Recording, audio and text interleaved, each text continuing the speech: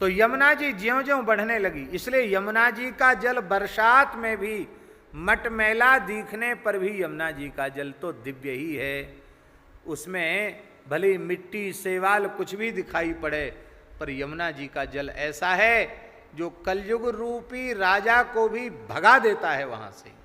माने कहने का आशय यह है, यमुना स्नान करने वाले के पुण्य इतने बढ़ जाते हैं कि उसके इस देह नगर में कलयुग रह नहीं सकता, कलयुग को शरीर छोड़ के बाहर भागना ही पड़ेगा। अभी कुछ समय पहले की बात है, इसी मलुक पीठ की बात है। शायद दीनबंधु दास जी हमारे साथ थे जब केसी घाट पर जाकर रात को जमुना जी में नहाया था, ये थे हमारे साथ। तो हमको बुखार था, हमारी तबीयत खराब थी और हमारा बड़ा मन था कि हम आज कृष्ण जन्माष्टमी है, ठाकुर जी प्रकट भये हैं और जमुना जी के किनारे रहे तो जमुना जी में गोता नहीं लगा।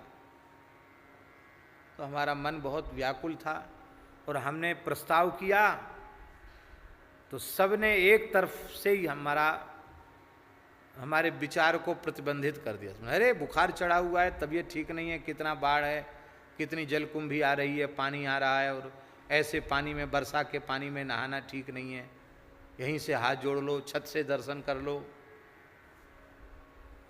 और मन में हमने सोचा कि अब सबकी न माने तो भी ठीक नहीं है, माननी तो चाहिए, जो निकट वाले उनकी बात माननी चाहिए। पर वो मन में मलाल रह गया कि जमुना जी में नहीं नहाए, आज जमुना जी में नहीं नहाए, अरे बुखार है, मर ही जाएंगे और इससे क्या होगा, मन में ये बात आ रही थी, ज़्यादा होगा, मर जाएंगे और क्या होगा। और आज की तिथि पे जमुना जी में नहीं नहाया, बड़े दुर्भाग्य की बात है। ऐसा मन में चिंतन चलता रहा। तो शाम को लगभग 7 साढ़े 7 बज रहे होंगे, रुंगटा जी आए, राधिका दास जी। तो हम ऊपर कमरे में थे, आए, बुखार तो था हमको थोड़ा। तो मैंने उनके सामने कहा कि हमारी बड़ी इच्छा है कि हम यमुना जी स्नान करना चाहते हैं, तो चलो। और उनको पता चला कि हमको बुखार है तो उन्होंने भी कहा कि बुखार है तो महाराज जी रहने दीजिए। मैंने कि नहीं, हमारा मन तो खूब है, आपका मन है तो चलो। हम गए, तो दीनबंधु दास जी भी हमारे साथ हो गए। तो इस शर्त पर यहाँ से गए कि वहाँ नहाएंगे नहीं।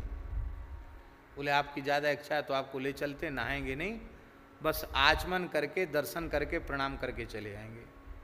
तो मन तो हमारा नहाने का ही था, पर हमने सोचा कि यहीं से हम बोल देंगे कि नहीं हम तो जरूर नहाएंगे, तो हमारा जाना कैंसिल हो जाएगा, इसलिए हम बोले नहीं। और साथ में लंगोटी अचला भी कुछ नहीं ले, न साफी लंगोटी अचला कुछ नहीं ले गए। दर्शन के लिए जा रहे थे तो काहे को ले जाएं। पर जैसे ही दर्शन हुआ सोई इतना भाव भरा कि तुरंत किसी से पूछने की जरूरत नहीं, फट से हमने अचला उतारा और दंडोत करके जमुना जी में, अरे महाराज जी बुखार, उनको बुखार हो रहे हैं, आंधो बुखार।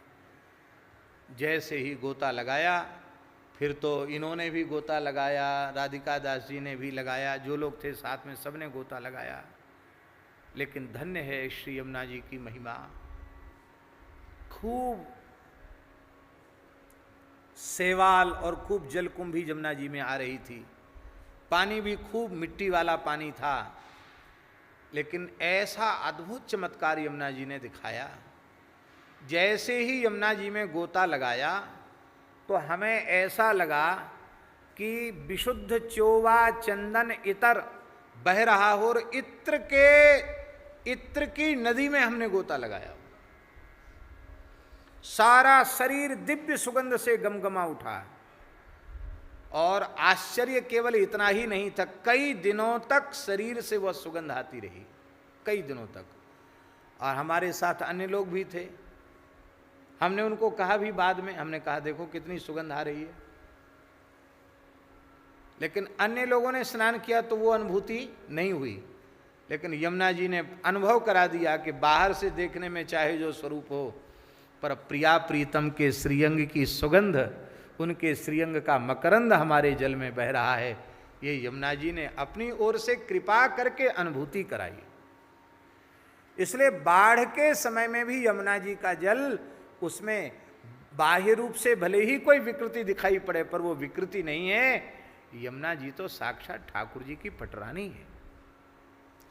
एक बार अकबर बादशाह ने फतेहपुर सीकरी में एक सभा आयोजित की।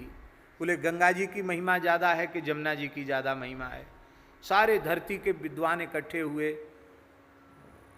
गंगा किनारे वाले तो गंगा जी की महिमा गा ही रहे थे, जमुना किनारे वाले विद्वान थोड़े कमजोर पड़ गए। इन्होंने देखा हमारा पड़ला तो बहुत कमजोर पड़ रहा, हमारी बोलती बंद हो रही, क्या करें। तब इन्होंने जीव गोस्वामी जी का आश्रय लिया। जीव गोस्वामी जी बड़े भारी विद्वान थे, षड गोस्वामी। जीव गोस्वामी जी से कहा आप पधारो। जीव गोस्वामी जी को बुलाया गया। गए, रथ में बैठ करके, तांगा में बैठ करके यहाँ से गए, बग्घी में बैठ करके। बोले हम रात्रि ब्रज में ही वास करेंगे, रात्रि वहाँ नहीं रह सकते। तो दिन में वो आप जाते थे और लौट के आ जाते थे रात, शाम सूर्यास्त होने के पहले। तो जब जीव गोस्वामी जी के बोलने का अवसर आया तो वे भी 3 दिन तक गंगा जी की महिमा ही गाते रह गए।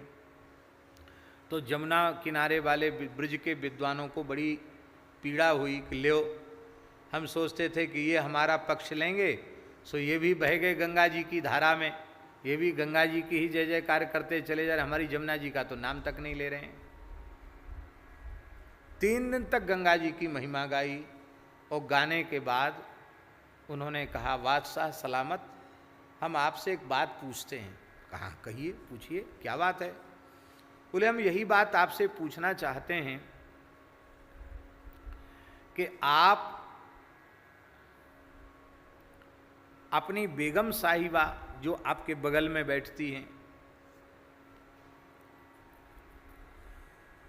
उनको विशेष सम्मान देते हैं, आदर देते हैं कि आपके चरणों की सेवा करने वाली आपकी कोई दासी है, चरण सेविका है, उसको आप आदर अधिक देते हैं, किसको देते हैं। बादशाह ने कहा स्वाभाविक है, सेवक सेविकाएं तो महल में बहुत हैं और बेगम साहिबा तो हमारी बेगम साहिबा हैं, जितना पावर हमारा उतना उनका है। श्री जीव गोस्वामी जी ने कहा गंगा जी की महिमा अनंत है, अनंत है, अनंत है, पर वे भगवान के चरणों से निकली हुई उनके चरणों का जल हैं। और यमुना जी तो साक्षात प्राणेश्वरी हैं, श्री कृष्ण की पटरानी हैं। तो जो महिमा परब्रह्म श्री कृष्ण की है, उनसे एक अणुमात्र भी कम महिमा यमुना जी की नहीं है। आपने ही अपने मुंह से न्याय कर दिया कि बेगम की महिमा ज़्यादा है, सेविका की महिमा उनके बराबर नहीं हो सकती है। अब तो सबने यमुना जी की महिमा को सर्वोपरि रूप में स्वीकार किया। यमुना जी की एक विशेषता और ब्रह्मविवर्त पुराण, गर्ग संहिता आदि में लिखी है। गर्ग संहिता में तो महाराज जी लिखा है, ब्रह्मविवर्त में भी लिखा है, यमुना जी मिलती नहीं है किसी से। दिखाई पड़ती हैं गंगा जी से मिलती हुई यमुना जी, पर यमुना जी समुद्र में भी नहीं मिलती। 7 समुद्रों का भेदन करती हुई श्री यमुना जी पुनः भुवरलोक, स्वर्गलोक, महरलोक, जनलोक, तपलोक का अतिक्रमण करती हुई ब्रह्मलोक जाती हैं। अब ब्रह्मलोक को भी लांग करके यमुना जी पुनः गोलोक में पहुंच जाती हैं। गोलोक से आती हैं और फिर गोलोक जाती हैं, किसी से नहीं मिलती हैं यमुना जी, गंगा जी, यमुना जी।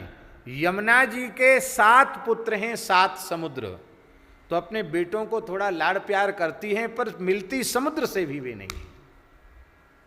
यमुना जी किसी से नहीं मिलती है।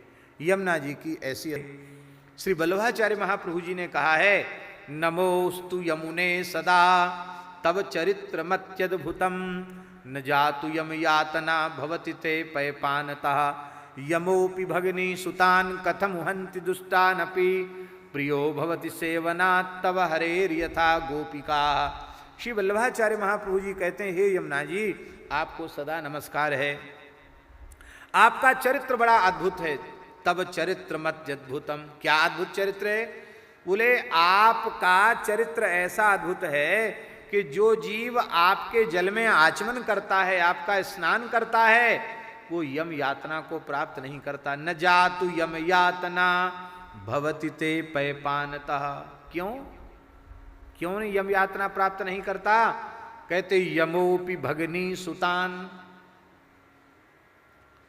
जमुना जी में गोता लगा लिया, जमुना जी के गर्भ में चला गया, वो तो जमुना जी का पुत्र हो गया, और जमुना जी से संबंध हो गया, जमुना जी का पुत्र हो गया, तो यमराज का भांजा हो गया, क्योंकि यमराज यमुना जी के भाई हैं।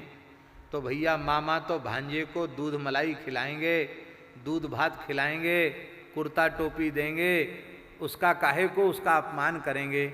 तो जो भी जमुना जी के भगत हैं वो जमलोक होके जाएंगे, तो जमराज खूब उसको भांजे जैसा लाड़ प्यार दुलार करके ठाकुर जी के पास भेज देते हैं।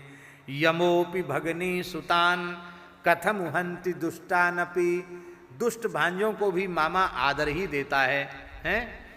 तो इतना ही नहीं है, ये तो सामान्य बात है, विशेष बात क्या है? बोले प्रियो भवति सेवना तब हरेर यथा गोपिका। हे यमुना जी, आपके सेवन से जीव ठाकुर जी को इतना प्रिय हो जाता है जैसे गोपियां प्रिय हो गईं। इसका तात्पर्य है कि गोपियों के जैसा कोई श्री कृष्ण का प्रिय पात्र बनना चाहता हो, राधा कृष्ण का प्रिय पात्र बनना चाहता हो, सीताराम जी का प्रिय पात्र बनना चाहता हो, तो उसे यमुना जी का आश्रय लेना